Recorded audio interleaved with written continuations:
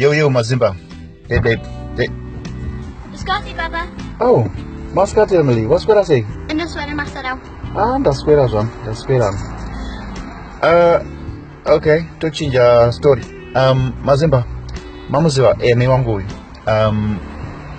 Makawanda muri kundibvunza kuti ndatanga naye rini kutaura naye Shona kumudzidzisa.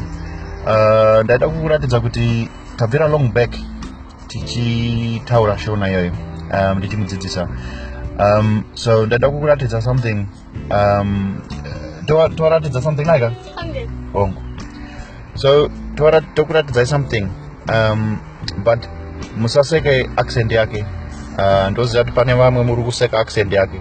Ziva kuti kunoku kwaanogara ku UK. Even chirungu chacho chinonetsa. Vanhu vacho vaita kunge vari kutaura chibhende. Mahepe dzekumarondera chaidzo. So tarisai muone tikadzokera 5 years. Tarisai muone.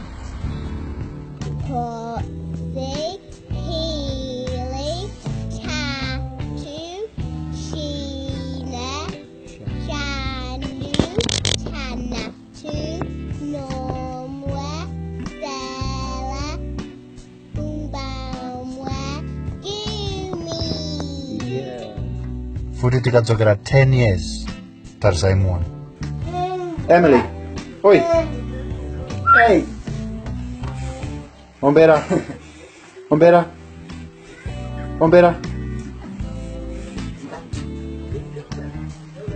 Hey.